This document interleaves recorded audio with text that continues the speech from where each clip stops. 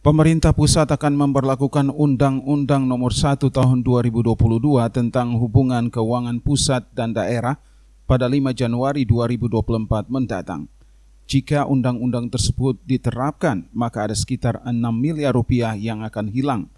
Tentunya hal tersebut cukup berpengaruh terhadap pendapatan asli daerah Kota Ambon.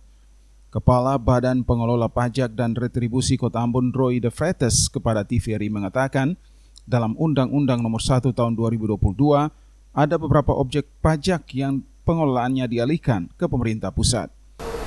Setelah Undang-Undang Nomor 1 diberlakukan paling lama 5 Januari 2024, yang tadi terbilang bahwa dari jenis pajak hotel dalam hal ini jasa kos-kosan, dia hilang sekitar 3 miliar.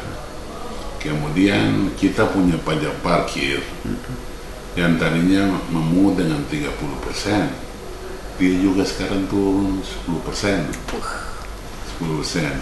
Setelah itu BPHTB, nilai jual kena objek pajak tidak kena pajak yang tadinya 60 juta menjadi 80 juta.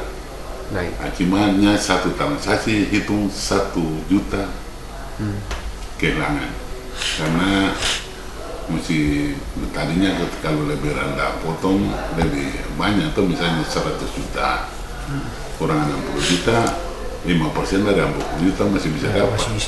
Nah, sekarang kalau kita belanja 100 juta kurang 80 kan 20, 5% dari 20 kan sudah lebih kecil. Nah, itu dari BPHTB kita juga rugi dalam setahun bisa 1 miliar.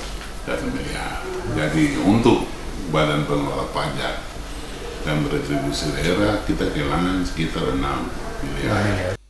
Untuk menutupi defisit 6 miliar akibat pemberlakuan Undang-Undang Nomor 1 Tahun 2022, Badan Pengelola Pajak dan Retribusi Daerah Kota Ambon akan mengintervensi seluruh objek pajak dan retribusi guna meningkatkan PAD Kota Ambon di tahun 2024.